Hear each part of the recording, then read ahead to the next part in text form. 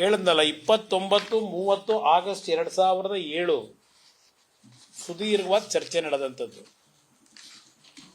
ಇವರೆಲ್ಲರಿಗೂ ನಾನು ಉತ್ತರ ಕೊಡಬೇಕಾದ್ರೆ ಅಂತಿಮವಾಗಿ ನಾನು ಹೇಳಿದ್ದೇನೆ, ಇದನ್ನೇ ಮೊನ್ನೆ ಬೆಂಗಳೂರಿನಲ್ಲೂ ನಾನು ಪತ್ರಿಕಾಗೋಷ್ಠಿಲಿ ವಿಧಾನಸಭೆ ಕಲಾಪದಲ್ಲಿ ನಡೆದಂತ ಅಂತಿಮವಾದ ಉತ್ತರ ನಾನು ಕೊಡಬೇಕಾದ್ರೆ ಚೀಫ್ ಮಿನಿಸ್ಟರ್, ನನ್ನನ್ನ ಆಯ್ಕೆ ಮಾಡಿರ್ತಕ್ಕಂಥ ಪುಣ್ಯಾತ್ಮ ಜನ ಅವರು ಯಾವುದೇ ಕಾರಣಕ್ಕೂ ನನ್ನ ರೈತರಿಗೆ ನೋವು ಕೊಟ್ಟು ಅವ್ರನ್ನ ಒಕ್ಕಲೆಬ್ಬಿಸ್ತಕ್ಕಂಥ ಕೆಲಸವನ್ನ ಮಾಡಲ್ಲ. ಅದು ಮುಂದುವರಿಸೋ ಪ್ರಶ್ನೆ ಇಲ್ಲ ಅಂತ ಹೇಳಿ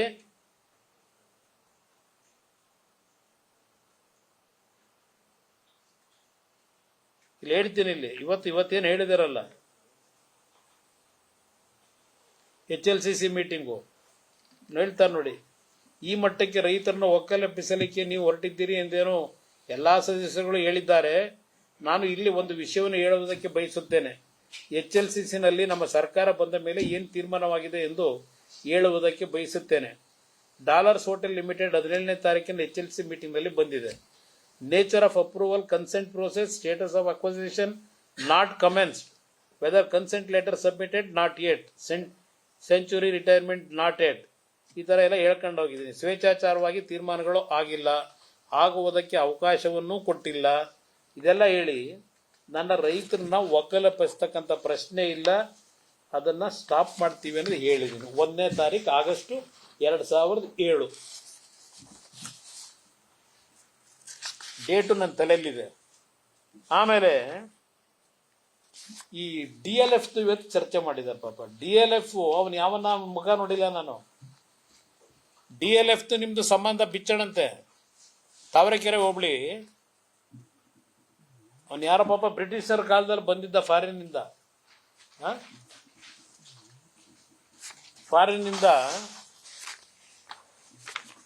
ಇದು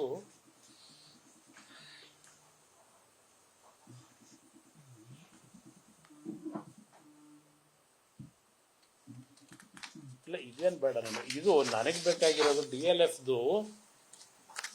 ನನ್ನ ಕಾಲದಲ್ಲಿ 100 ಕೋಟಿ 200 ಕೋಟಿ ಮತ್ತು 100 ಕೋಟಿ ಅಂತ ಎಲ್ಲ ಹೇಳ್ಕೊಂಡವ್ರೆ. ಈ ಪ್ರಾಜೆಕ್ಟನ್ನ ಚರ್ಚೆಗೆ ಬಂದಿದ್ದು ನಿಜ. ಈ ಪ್ರಾಜೆಕ್ಟು ಟೇಕ್ ಆಫೇ ಆಗಲಿಲ್ಲ.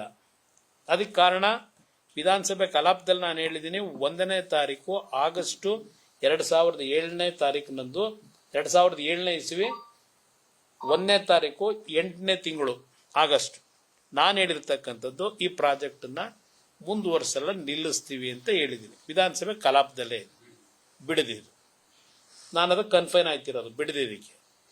ಆಮೇಲೆ ನಾನು ರಾಜೀನಾಮೆ ಕೊಟ್ಟಿದ್ದು 9 ಅಕ್ಟೋಬರ್ 2007 ರಾಜೀನಾಮೆ ಕೊಟ್ಟಿರೋದು. DLFದು ಮತ್ತೆ ಮುಂದೆ ಟ್ರಾನ್ಸಾಕ್ಷನ್ ಆಗಿರೋದು ಯಾವತ್ತು? ಬಹುಶಃ 27-29ನೇ ತಾರೀಕು ಮೇಲೆ ಆಗಿದೆ, ಅಕ್ಟೋಬರ್. ಅದು ರಾಜ್ಯಪಾಲರ ಆಡಳಿತ, ನವೆಂಬರ್ ತಿಂಗಳಲ್ಲಾಗಿರೋದು. ರಾಜ್ಯಪಾಲರ ಆಡಳಿತ ಇದ್ದಾಗ ನನಗೆ ಸಂಬಂಧ ಇಲ್ಲದೆ ಇರೋದು. ನಾನಲ್ಲಿ ವಿಧಾನಸಭೆಯಲ್ಲಿ ಆಗಸ್ಟ್ 1ನೇ ತಾರೀಕು ಈ ಪ್ರಾಜೆಕ್ಟ್ ನಿಲ್ಲಿಸ್ತೀವಿ ಅಂತ ಭಾಷಣದಲ್ಲಿ ಹೇಳ್ಬಿಟ್ಟಿದ್ದೀನಿ. ಇವರೆಲ್ಲ ನನ್ನ ಮೇಲೆ ಗದಾಪ್ರಹಾರ ಮಾಡಿದ್ರಲ್ಲ, ನಿಂತೋಗಿದೆ. ಆಮೇಲೆ ಮುಂದೆ ಬಂದಂತ ಸರ್ಕಾರಗಳು ಏನೇನು ಮಾಡ್ಕೊಂಡ್ರೆ, ಈಗ 2007 ನಾನು ಅಧಿಕಾರ ಇಳ್ದಿರೋದು, ಇವತ್ತು ಎಷ್ಟು ವರ್ಷ ಆಯ್ತು? 20 ವರ್ಷ ಆಯ್ತು. 20 ವರ್ಷದಿಂದ ಏನ್ ಮಾಡ್ತಾ ಇದ್ರಿ?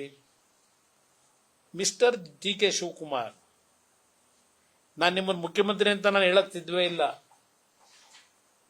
ಹೌದು, ಆ ರಾಜ್ಯಕ್ಕೆ ಇವತ್ತು ಅಂತ ಚಿನ್ನದಂತ ರಾಜ್ಯ ಅದು. ಈ ರಾಜ್ಯದ ಮುಖ್ಯಮಂತ್ರಿ ಅಂತ ಬಹುಶಃ ಜನವು ಇನ್ನೂ 170 ಜನ ಅಕ್ಸೆಪ್ಟ್ ಮಾಡ್ಕೊಂಡಿಲ್ಲ ನನ್ನ ಅಭಿಪ್ರಾಯದಲ್ಲಿ. ಮುಖ್ಯಮಂತ್ರಿ ಅಂತ ಹೇಳಲ್ಲ. ಮಿಸ್ಟರ್ DK ಶಿವಕುಮಾರ್, ನೀವು ನನ್ನ ಮೇಲೆ ಏನು ಆಪಾದನೆ ಮಾಡ್ತಾ ಇದ್ದೀರಿ? ಇದೇನ ಪೇಪರ್ಗಳು ಇಟ್ಕೊಂಡು ಏನೋ ಪಾಪ ಹೇಳ್ತಾ ಇದ್ದೀರಿ. ಪಕ್ಕದಲ್ಲಿ ಅಕ್ಕಪಕ್ಕದಲ್ಲಿ ಬೇರೆ ಕೂರಿಸ್ಕೊಂಡಿದ್ರಿ, ಅವ್ರು ಬೇರೆ ಕಿವಿಲಿ ಏನು ಹೇಳ್ತಾನೆ ಇದ್ರು. ಇಲ್ಲಿ ಪ್ರಶ್ನೆ, ಈ 20 ವರ್ಷದಲ್ಲಿ 2013 ಬಿಜೆಪಿ ಸರ್ಕಾರ ಬಂದಿದ್ದು ಬಿಟ್ಬಿಡಿ, 2009 ಇರಲಿ, ಅವರೇನೋ ಟ್ರೈ ಮಾಡಿದ್ರು, ಹತ್ತರಲ್ಲಿ ಮತ್ತೇನೋ ಜಾಗತಿಕ ಟೆಂಡರ್ ಕರೆದ್ರು, ಯಾರು ಬರಲಿಲ್ಲ. ಇದನ್ನೆಲ್ಲ ಹೇಳ್ತಾ ಹೋಗಿದ್ದೀರಿ. 13ಕ್ಕೆ ಮುಖ್ಯಮಂತ್ರಿಗಳು ಬಂದ್ರಲ್ಲಪ್ಪ ಸಿದ್ದರಾಮಯ್ಯನವರು, ನೀವು ಆ ಮಂತ್ರಿ ಮಂಡಲದಲ್ಲಿ ಮಂತ್ರಿ ಇದ್ರಲ್ಲ, ಇವತ್ತು ಇಷ್ಟು ತರಾತುರಿಲೇನು ಹೊರಟಿದ್ದೀರಿ ಇದನ್ನು ಮಾಡಬೇಕು ಅಂತ ಹೇಳಿ. ಯಾರಪ್ಪ ನಿಮಗೆ ತಲೆಗೆ ತುಂಬಿದವರು ಇದು ಮಾಡಬೇಕು ಅಂತ ಹೇಳಿ? ಈಗ ನೀವೇನು ಮುಖ್ಯಮಂತ್ರಿ ಆದ್ಮೇಲೆ ಮಾಡಿಲ್ಲ, ಇದನ್ನ ನೀವು ಸಿದ್ದರಾಮಯ್ಯನವ್ರ ಮುಖ್ಯಮಂತ್ರಿ ಇದಾಗಲೇ ಶುರು ಮಾಡ್ಕೊಂಡ್ಬಿಡ್ರಿ ಬಂದಿದ್ದೀರಿ. ಈಗ ಹೊಸದಾಗಿ ನಿಮ್ಮ ಸರ್ಕಾರ ಬಂದು ಇದು ಮಾಡಕ್ ಹೊರಟ್ರಿ, ಅದನ್ನ ಹೊಟ್ಟೆ ಉರಿ ಪಟ್ಕೊಂಡು ರೈತರನ್ನ ಎತ್ಕಟ್ಟಿದೀವಿ, ಇದೆಲ್ಲ ಏನ್ ಹೇಳ್ತಾ ಇದ್ದೀರಿ? ಯಾವುದೇ ರೈತರನ್ನ ಎತ್ಕಟ್ತಕ್ಕಂಥ ಕೆಲಸ ನಾವು ಮಾಡಿಲ್ಲ. ರೈತರು ಸಂತೋಷವಾಗಿ ಮಾಡ್ತೀವಿ ಅಂದ್ರೆ ಮಾಡ್ಕೊಳ್ಳಿ, ಹಿಡ್ಕೊಂಡಿರೋರು ಯಾರು ನಿಮ್ಮನ್ನ? ಈ 20 ವರ್ಷದಲ್ಲಿ ನೀವು ಈಗಾಗಲೇ ಒಂದು ಬಾರಿ ಮುಖ್ಯಮಂತ್ರಿ ಆಗಿ ಮಂತ್ರಿ ಆಗಿ ಅವತ್ತು ಕೈ ಹಾಕಲಿಲ್ಲ. ಅವತ್ತು ಕೆಲವು ಪ್ರೊಸೀಡಿಂಗ್ ಆಗಿದೆ. ಸಿದ್ದರಾಮಯ್ಯನವ್ರ ಕಾಲದಲ್ಲೂ ಪ್ರೊಸೀಡಿಂಗ್ ಮಾಡ್ಕೊಂಡವ್ರ ಅಧಿಕಾರಿಗಳು. ಕನಸಿನ ಕೂಸು ಅವೆಲ್ಲ ಇರಲಿ, ಆಮೇಲೆ ಆಗ್ಲೂ ಕೈ ಹಾಕ್ದಂತಾರೆ ಏನಿದೆ, ಯಾಕೆ ನಡೆಸ್ಕೊಂಬಂದ್ರಿ ಇದನ್ನ? ನಂತರ ನಾನು 2018 ಮುಖ್ಯಮಂತ್ರಿ ಆದೆ, 14 ತಿಂಗಳಿದ್ದೆ. ನಾನು ಈ ಕಾರ್ಯಕ್ರಮ ಮಾಡಲೇಬೇಕು ಅಂತ ನನ್ನದೇನಾದರೂ ಚಿಂತನೆ ಇಟ್ಟಿದ್ರೆ ನಾನು 14 ತಿಂಗಳಲ್ಲಿ ಮಾಡ್ತಿರ್ಲಿಲ್ವಾ? 14 ತಿಂಗಳು ನನ್ನ ಜೊತೆಲೇ ಇದ್ದಾರಲ್ಲಪ್ಪ ನೀರಾವರಿ ಮಂತ್ರಿಯಾಗಿ. ಯಾವತ್ತಾದ್ರೂ ಈ ವಿಷಯ ಬಂದು ಚರ್ಚೆ ಮಾಡಿದ್ರ? ಬಿಡದಿ ಪ್ರಾಜೆಕ್ಟ್ ಬಗ್ಗೆ ಚರ್ಚೆ ಮಾಡಿದ ಬಹುಶಃ ಬೆನಗಾನಹಳ್ಳಿ ಚರ್ಚೆ ಮಾಡಿರ್ಬೇಕು. ಬೆನಗಾನಹಳ್ಳಿ ಅದು ಚರ್ಚೆ ಮಾಡಿರ್ಬೋದು. ಬೆನಗಾನಹಳ್ಳಿ ಡಿನೋಟಿಫಿಕೇಶನ್, ಅಯ್ಯೋ ನಾನು ಯಾಕಪ್ಪ ಮಾಡಲಿ ಡಿನೋಟಿಫಿಕೇಶನು? ನನಗೇನು ಜೈಲ್ಗೆ ಹೋಗ್ಬೇಕಾ ನಾನು? ಮತ್ತೆ ಡಿನೋಟಿಫಿಕೇಶನ್ ಮಾಡಿ. ಆ ಬೆನಗಾನಹಳ್ಳಿ ಡಿನೋಟಿಫಿಕೇಶನ್ಗೆ ಮಾತಾಡಿದ್ರಿ ಬಂದು ನನ್ನ ಹತ್ರ, ಜ್ಞಾಪಕ ಮಾಡ್ಕೊಳ್ಳಿ. ರೈತರ ಭೂಮಿದು ಡಿನೋಟಿಫಿಕೇಶನ್ ಬಗ್ಗೆ ನೀವು ಚರ್ಚೆ ಮಾಡಲೇ ಇಲ್ಲ ನನ್ನ ಹತ್ರ 18 ತಿಂಗಳಲ್ಲಿ. ಇಲ್ಲ ಬಿಡದಿ ಪ್ರಾಜೆಕ್ಟ್ ಬಗ್ಗೆನೇ ಚರ್ಚೆ ಮಾಡಲಿಲ್ಲ. ನಿಮ್ ಜಮೀನು ಕೊಟ್ಟಿದ್ದೀರಾ, ಇದೊಂದು ನೈಸಿಗೆ ಕೊಟ್ಟಿದ್ದೀರಾ. ಅಯ್ಯರಾಮನೆ ಆ ಲೈನ್ ಬಂದಿರೋ ಕೊಡಲೇಬೇಕಿತ್ತು. ಇವತ್ತು ಈಗ ನೀವು ಇಷ್ಟೊಂದು ಪ್ರೇರೇಪಣೆ ಯಾರು ಕೊಟ್ಟಾರ ನಿಮಗೆ ಈ ಪ್ರಾಜೆಕ್ಟ್ ಮಾಡೋದಕ್ಕೆ? ಆಮೇಲೆ ಅದೇನೋ ಒಂದು ಹೇಳಿದಿರಿ, 1000 ಎಕರೆ ಯಡಿಯೂರಪ್ಪ ಕಾಲದಲ್ಲಿ ನನ್ನ ಅಧಿಕಾರ ಹೋದ್ಮೇಲೆ ಅಲ್ಲಿ ಯಾವುದೋ ಡಿನೋಟಿಫಿಕೇಶನ್ ಆಗಿದೆ ಅಂತ ಹೇಳಿ. ಅವ್ರು ಯಾಕೆ ಮಾಡ್ಕೊಂಡವ್ರೆ ಅಂತಂದ್ರೆ ವಿಷಯ ತಿಳ್ಕೊಂಡಿದ್ಯಪ್ಪ, ಯಾಕೆ ಮಾಡವ್ರೆ ಅಂತ. ಯಾರ್ದು ಭೂಮಿ ಅವತ್ತು ಡಿನೋಟಿಫೈ ಮಾಡಿರೋದು? 70 ಲಕ್ಷ ಕೊಟ್ಟರು, ನಾನು 2.25 ಕೋಟಿ ಕೊಡ್ತಿದ್ದೀನಿ. ಯಡಿಯೂರಪ್ಪನವ್ರ ಕಾಲದಲ್ಲಿ ಬರೀ 70 ಕೊಟ್ಟಿದ್ರು. 70 ಲಕ್ಷ ಅದು ರೈತರ ಭೂಮಿನ ಅಕ್ವೈರ್ ಆಗಿದ್ದು, ಅಲ್ಲ ಡಿನೋಟಿಫೈ ಆಗಿದ್ದು.